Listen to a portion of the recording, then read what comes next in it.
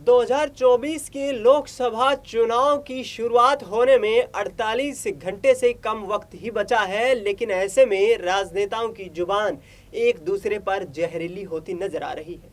बात कर रहे हैं राजस्थान की, जहां पर एक जाने पहचाने चेहरे हनुमान बेनीवाल को भारतीय जनता पार्टी की तरफ से नागौर संसदीय क्षेत्र से चुनाव दे रही हैं ज्योति मिर्धा, जो कि करीब 6 महीने पहले कांग्रेस पार्टी का एक अहम हिस्सा हुआ करती थी, अब बीजेपी की सीट से नागौर लोकसभा क्षेत्र से चुनाव लड़ रही हैं। जबकि हनुमान बेनीवाल, जिन्होंने 2019 के लोकसभा चुनाव में, जिनकी पार्टी आरएलपी ने 2019 के लोकसभा चुनाव में बीजेपी यानी कि एनडीए गठबंधन का साथ दिया था, अब इंडिया गठबंधन में एंट्री हो चुकी है। ऐसे में चुनाव प्रचार जोर शोरों पर है।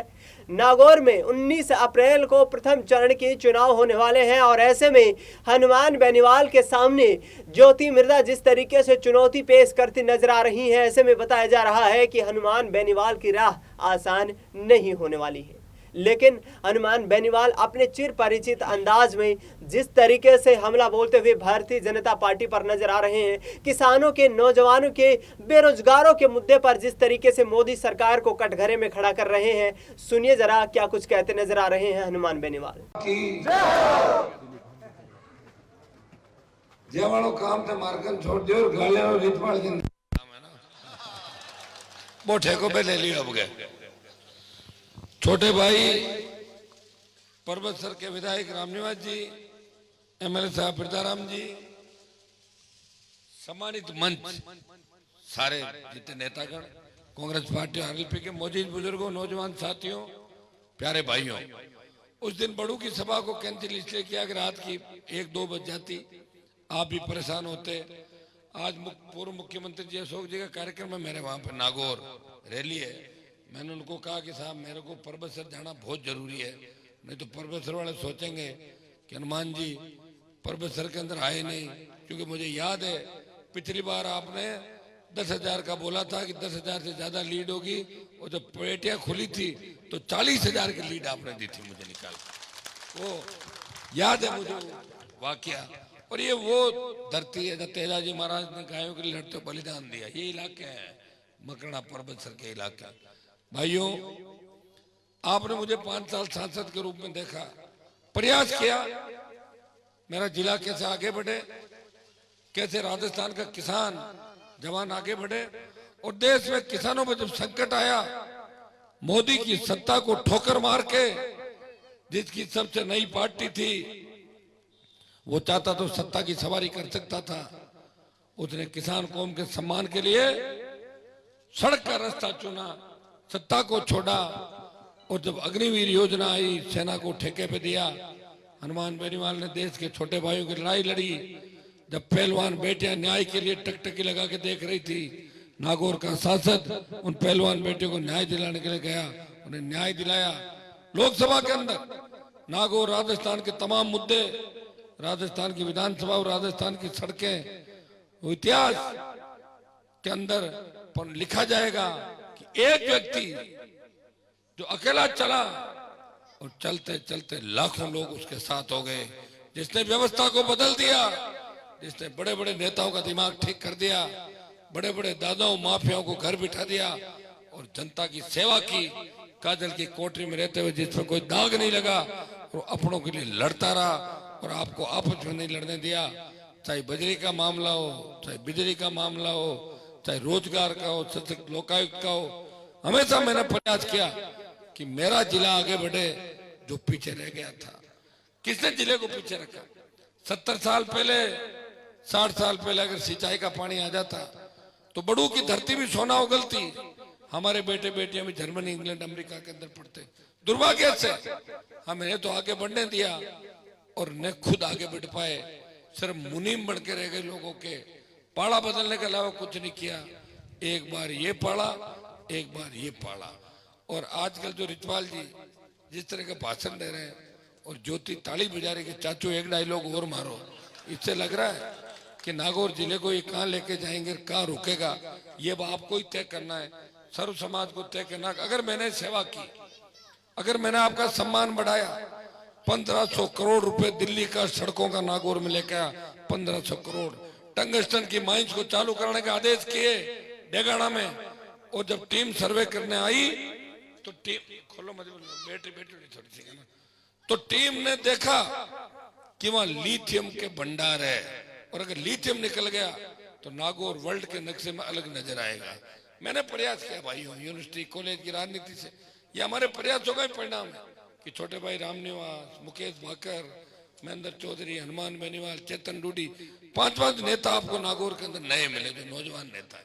और मैं आपको तो आपने सुना यहाँ पर हनुमान बेनीवाल जो कि मुखर तौर पर ये कहते नजर आ रहे हैं कि प्रधानमंत्री की कार्यशैली को देखकर, किसानों के ऊपर जो अत्याचार हुए उनको देखकर, युवाओं के भविष्य के साथ खिलवाड़ किया गया उसको देखकर मैंने अलग होने का फैसला किया है और अब नागौर की जनता फिर से मुझे अपना आशीर्वाद देगी। अमन जी, क्या इस दावे में दम नजर आता है? क्योंकि बीजेपी के साथ थे, अब कांग्रेस के साथ आ गए हैं, ज्योति मिर्धा उनको चुनौती दे रही हैं, लेकिन किसानों और नौजवानों की लड़ाई लड़ते नजर आ रहे हैं। क्या हनुमान बेनीवाल जीत दर्ज कर पाएंगे? देखिए, बिल्कुल आपने जिस तरह हनुमान बेनीवाल का जिक्र किया, मुझे याद आता है वो वक्त जब पहली बार किसान आंदोलन के लिए बैठे थे और वहां पर हनुमान बेनीवाल की जो शख्सियत है वो निकलकर सामने आते हैं। देखिए, हनुमान बेनीवाल बहुत निखालिस कह सकते हैं कि एक जमीनी नेता हैं, लगातार लोगों से बहुत आमतौर पर बहुत ज्यादा कनेक्टेड रहते हैं। आपने प्रचार प्रसार में देखा होगा तो बड़े नॉर्मल ढंग से लोगों से मिलते हैं, कोई हेलीकॉप्टर की जरूरत उनको नहीं होती, कोई कह सकते हैं कि ऐसी चीजों की जरूरत नहीं होती जो उनको पब्लिक से दूर कर सके, जबकि यूं ही लोगों से मिलते हुए दिखाई पड़ते हैं। और यही शायद मुझे लगता है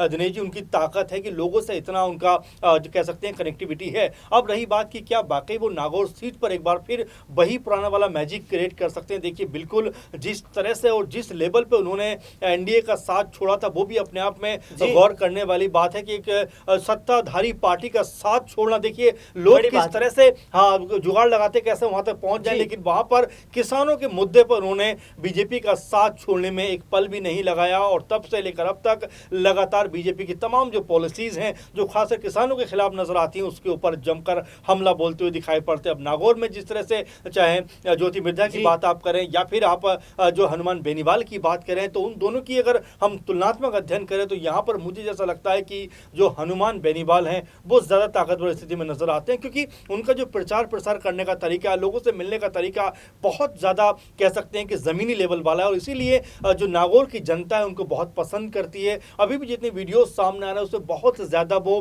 कह सकते हैं बड़े कॉमन तरीके से, आम तरीके से लोगों से जुड़ना चाहते हैं, जुड़ते हैं और लगातार बात रखते हैं। और यही उनकी सबसे बड़ी ताकत। और साथ में कांग्रेस पार्टी का सपोर्ट अगर उनके साथ में है तो यहाँ पर उनकी डबल ताकत होती हुई नजर आती है, क्योंकि देखा जाता है कि राजस्थान हो या मध्य प्रदेश हो, दोनों राज्यों में यहाँ पर कांग्रेस और एक तरीके से बीजेपी आमने सामने होती है। तो ऐसे में अगर जिस तरह से हनुमान बेनीवाल के साथ में कांग्रेस पार्टी का साथ है तो यहाँ पर उनकी स्थिति मुझे ऐसा लगता है दिनेश जी मजबूत दिखाई पड़ती है। बिल्कुल, हनुमान बेनीवाल की स्थिति मजबूत दिखाई पड़ती है और लगातार ये कह रहे हैं कि मुझे किसी तरीके की सत्ता का कोई लालच नहीं है। संसद में जिस वक्त कुछ युवाओं ने उपद्रव किया था उस दौरान भी हनुमान बेनीवाल मुखर तरीके से अपने बयान देते हुए सामने आए थे। और ऐसे में ज्योति मिर्धा हनुमान बेनीवाल को लेकर, तमाम मुद्दों को लेकर किस तरीके से उनके ऊपर आरोप लगाती हुई नजर आ रही हैं, सुनिए जरा। कि दिल्ली में जब सरकार बनेगी तो एनडीए की बनेगी और प्रधानमंत्री बनेंगे तो नरेंद्र मोदी जी बनेंगे। मैं आप लोगों से सिर्फ एक सेवा का मौका और मांग रही हूं। कई बार आकर के मांगा, लेकिन हर बार किसी ना किसी परपंच में फंसा के, कहीं ना कहीं गणित ऐसी बिठा के, समीकरण ऐसे बना करके सब लोग इकट्ठे होकर के एक काम करने के लिए आ जाते हैं कि किसी तरह ज्योति मिर्धा को हराओ। और भाई ये कुचेरा इतना बड़ा गांव है कि अगर एकजुट होकर के लग जाए तो मैं कहूं छोटी बड़ी विधानसभा की लीड तो यही कवर कर दे, इतना सामान है। तो भाइयों, इस बार कोई गुंजाइश मत छोड़ना, पूरा प्रयास करना। जिस किसी ने आज तक कभी वोट दिया वो इस बार सारे मिलकर के एक बार वोट देना। और इतना आपको विश्वास दिलाती हूं यहाँ कुचेरा से, आप लोगों को अगर मेरे को वोट दिया और जिताया तो कभी पछतावा नहीं होने दूंगी, इस बात का आपको विश्वास दिलाते जाता हूं। आज यहाँ पे खूबसूरती है कुचेरा की कि 36 कौम के लोग यहाँ पे रहते हैं। अभी मुझे चुनरी उड़ाई, वाल्मीकि समाज ने मुझे मान सम्मान किया, मुसलमानी समाज ने भी मेरा मान सम्मान किया, उससे पहले माताएं बहनें आई, उन्होंने मेरे को चुनरी उड़ाई। मैं चाहूंगी कि 36 कौम के लोग भाई इस बार एक साथ हो। ये मेरे जीवन का सबसे महत्वपूर्ण चुनाव है और ये जो कुचेरा जो नेताओं की पौधशाला मानी जाती है। आप लोग बहुत बड़े बड़े मंत्री और बहुत बड़े बड़े नाम कुचेरा से दिए हैं, जिन्होंने जाकर के ऊपर बड़े बड़े पद प्राप्त करे। और मैं कहूं कि आज कुचेरा को एक बार पुनः मैं आग्रह करने आई हूं मेरे सभी भाइयों से कि भाई और किसी से तो मैं मांगू नहीं मांगू, आप लोगों से मैं हक से मांगती हूं कि इस बार जोरदार मायरा भरना। कोई बाहर गया हुआ तो भी उसको बुला करके कहना, बहन बेटियों के अगर कहीं वोट लगते हो तो उनको बुला करके भी कहना कि भाई वोट दे। मेरे सामने वाले कैंडिडेट के बारे में मैं नहीं, रिजपाल जी ज्यादा बोलेंगे।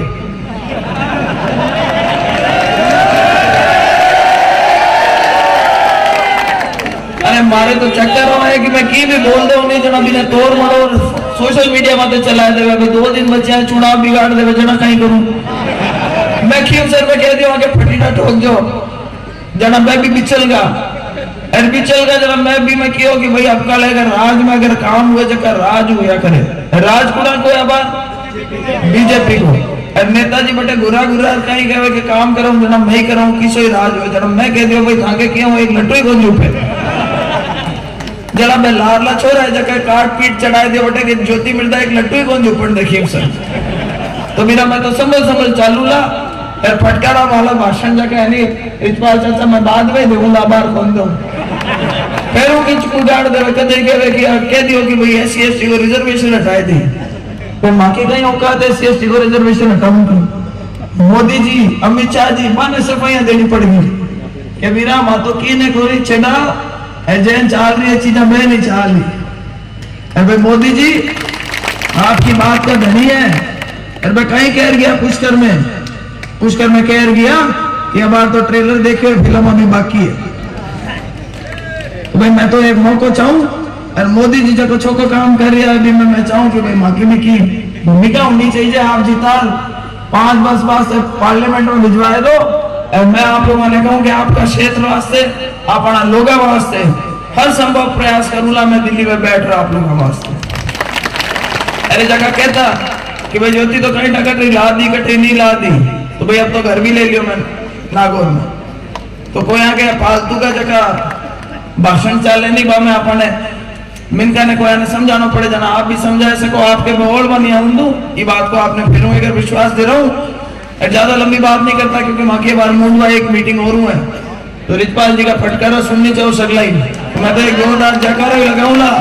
अरे भाई थान लागे कि ज्योति मिर्दा ने जिताना चाहिए तो भाई आपका 2 मुठियां बीच और जोरदार एक जयकारा लगाओ। बोलो भारत माता की। राम राम साहब बहुत बहुत धन्यवाद। बहुत बहुत धन्यवाद। इन 4 तो आपने सुना यहाँ पर ज्योति मिर्धा जो कि भारतीय जनता पार्टी की नागौर लोकसभा सीट से उम्मीदवार हैं, वो साफ तौर पर कहती नजर आ रही हैं कि पिछले 15 सालों से हनुमान बेनीवाल कभी इधर जाते हैं कभी उधर जाते हैं, कोई स्थायित्व तो नहीं दे पाए हैं।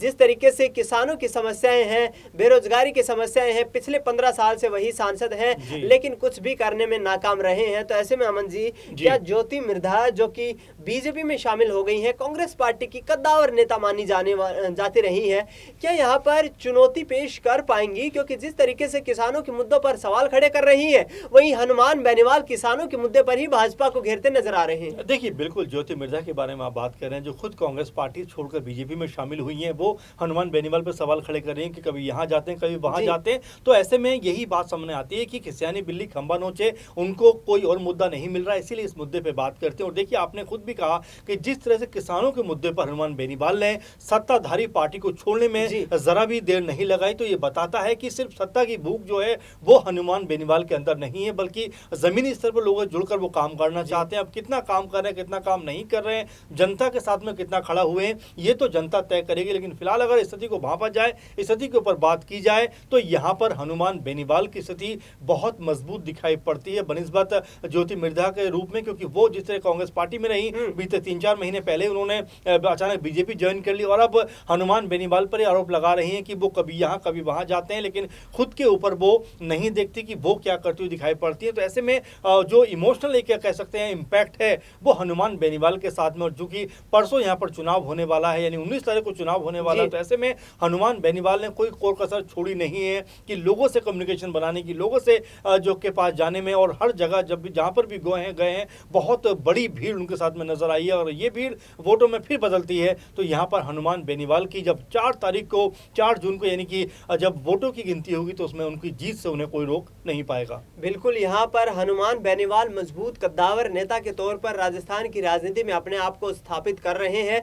लगातार चाहे सत्तारूढ़ पार्टी हो या फिर विपक्षी दल हो, मुखरता के साथ सवाल पूछते हैं और राजस्थान की नागौर की जनता के बीच भी इन्हीं मुद्दों को लेकर जा रहे हैं। और अब देखना ये होगा कि क्या लोकसभा चुनाव में एक बार फिर से नागौर से जीत दर्ज कर पाएंगे। फिलहाल अमन जी, आपने तमाम जानकारी साझा की, आपका बहुत बहुत शुक्रिया। देश दुनिया की तमाम बड़ी खबरों के लिए आप देखते रहिए SPN 9 न्यूज।